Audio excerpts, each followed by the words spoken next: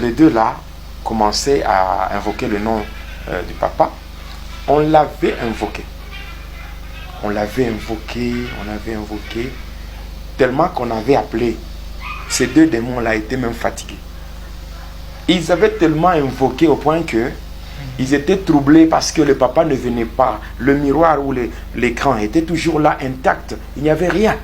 Rien, alors rien.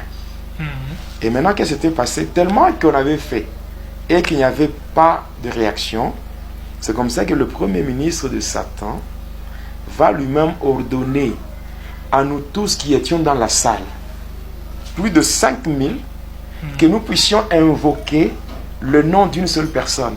Parce que la personne ne faisait pas son apparition sur l'écran. Et c'est comme ça que nous tous, on invoquait. On avait invoqué, mon frère, nous étions fatigués. Le papa ne venait toujours pas. Alors on s'était adressé à mon ami pour dire, son père était aussi peut-être sataniste ou bien membre d'une certaine société secrète mystique, raison pour laquelle il n'apparaissait pas. Puis il a dit non, son père n'était même pas un sataniste ou un sorcier. Son père ne connaissait rien de ces choses-là, mais que son père c'était juste un simple chrétien dans une petite église. Alors on dit, oh, c'est un chrétien. Alors là, on nous avait maintenant motivés.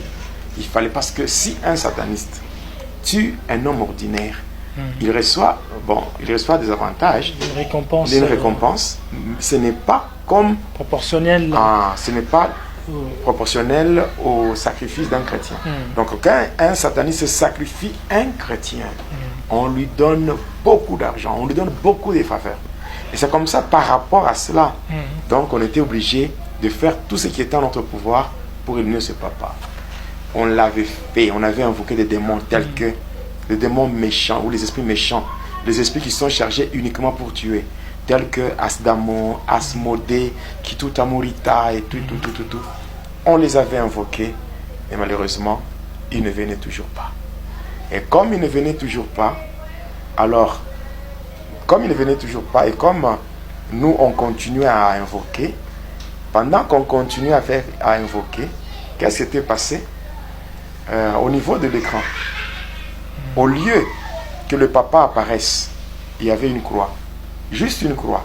Mais sur la croix, il n'y avait personne. On voyait la croix. Et pendant qu'on voyait cette croix, il y avait maintenant le sang qui coulait de cette croix. Donc il y avait le sang qui coulait de cette croix. Et après un temps, cet écran-là, c'était brisé, ça avait explosé. Et nous tous qui étions là, nous étions projetés par terre. Projetés par terre. Juste à cause d'un seul chrétien. Un seul chrétien, une seule personne qui avait donné sa vie à Jésus-Christ. C'est vraiment un avantage d'être dans le Seigneur.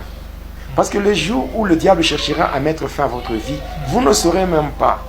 Le fait d'être attaché à Jésus, le fait de vivre avec lui, cela nous aide à échapper à beaucoup de choses.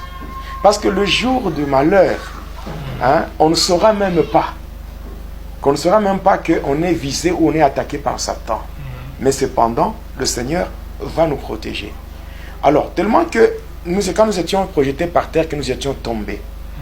Par après, quand on s'était réveillé, quand on s'était relevé, tout ça, il était question maintenant de régler cet incident.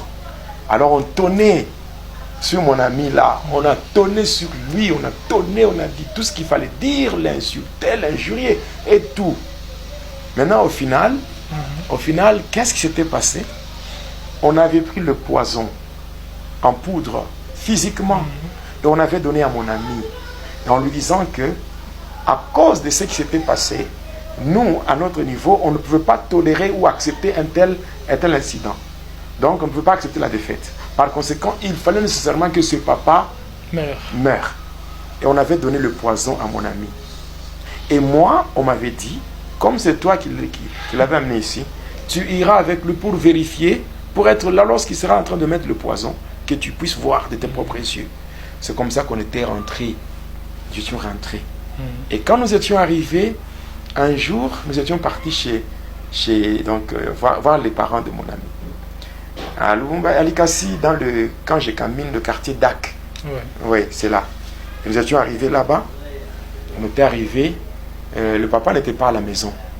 Il y avait seulement sa mère et quelques autres membres de famille. Alors, nous étions là, on nous avait servi à manger. Après, on avait apprêté la table de son père parce qu'il était au travail. Il était un agent de la GECAMINE, d'une société qu'on appelle GECAMINE, la générale de carrière et de mines. Voilà. Maintenant, mon ami, lorsque nous étions restés seuls au salon là-bas, mon ami avait pris la poudre et il l'a mis dans le condiment de son père. Et moi, de mes propres yeux, j'avais vu ça. Aux environs de 17 heures, son père était rentré du boulot. Il entre, il nous trouve, nous étions au salon, et là, il nous salue même. Il nous salue avec joie. Et il ne se doutait de rien. Et il était entré aussi dans sa chambre. Quelque temps, quand il avait fini de se changer, il est venu là-bas, il y a côté de la salle à manger, et il s'était mis à manger. Avant même de manger, il a commencé par faire sa prière. À la fin, il a dit au nom de Jésus et tout. Bon, nous étions sûrs de nous-mêmes. Hein. Comme le poison était déjà placé, que tout était là, on se disait qu'en fait, aujourd'hui, bon, c'est fini pour lui. C'est fini. C'est fini pour lui. Et c'est comme ça que ce papa-là avait mangé. Et ce jour-là, il avait tout mangé. Tout. Et les foufous, et les condiments, il avait tout terminé. Tout. Et d'ailleurs, jusqu'à aujourd'hui, au moment où je parle, au moment où je donne ce témoignage, ce papa est encore en vie. Et le poison n'avait rien fait dans son corps. Rien fait. Le Seigneur est fidèle. Hein? Dans Marc 16, il a dit, voici le miracle qui accompagneront ceux qui auront cru. Au nom de Jésus, ils chasseront les démons, ils parleront de nouvelles langues, ils imposeront les mains aux malades et les malades seront guéris, ils saisiront les serpents, même s'ils boivent quelques breuvages mortels, cela ne leur fera point de mal. Donc le Seigneur est tellement fidèle, au point que quand son père avait mangé, et après les 2 semaines qu'on avait donné comme de lait, hein, à mon ami pour exécuter l'ordre, donc cet ordre-là qui consistait à éliminer son père, comme c'était passé que son père n'était pas mort, il fallait que lui-même meure. C'est comme ça qu'un jour j'étais toujours à l'Ikassi du côté du quartier Kampompi. Voilà, c'était vers 19h, 20h. On m'appelle à partir du monde de ténèbres, on me dit, va l'achever. Ah, va l'achever. Alors il était question maintenant que je me rende chez mon ami. J'étais parti. J'arrive chez lui. Donc toi-même son ami, et oui. On t'a donné la mission d'achever. Oui, j'arrive parce que là, il n'y a pas l'amitié. Il n'y a que l'hypocrisie. Okay. Oui, alors j'arrive là-bas. Je regarde par la fenêtre, je le vois allongé par terre. Il s'est tourné de douleur et tout et tout. Alors moi, j'entre. Moi, qu'est-ce que j'avais fait? Je voyais par la fenêtre et je passe du côté là où il y avait des toilettes, donc des installations sanitaires. Et là, je m'étais allongé par terre. J'ai fait une incantation de la métamorphose. Et là, je me change, je deviens un serpent. Et j'étais rentré dans sa maison et je l'avais mordu. Je l'avais piqué comme ça, je l'avais mordu. Et j'étais sorti. J'arrive de l'autre côté.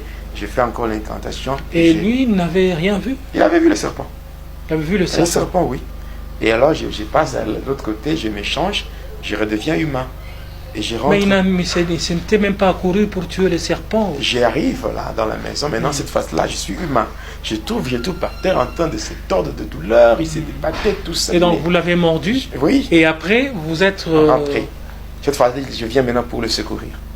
Je lui dis, mais qu'est-ce qu'il y a? Je le prends dans mes bras. Je dis, mais c'est quoi? Il me dit, non, on a envoyé des esprits qui m'ont frappé, qui m'ont tabassé.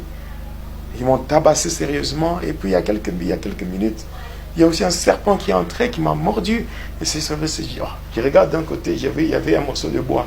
Et je prends ce morceau de bois. Je dis, mais le serpent t'a mordu? Il dit, oui, serpent. Je dis, ok, comme il t'a mordu, il est parti. Tu l'as vu, il est allé de quel côté? Il va d'un côté là, je commence à chercher le serpent. Je cherchais avec le morceau de bois que j'avais, je cherchais par tout le moyen le serpent pour le tuer. Je cherchais comment tuer le serpent. Ok, c'est lui qui cherchait le serpent, c'était lui-même le serpent. Alors c'est comme ça ça s'est fait avec des agents de ténèbres.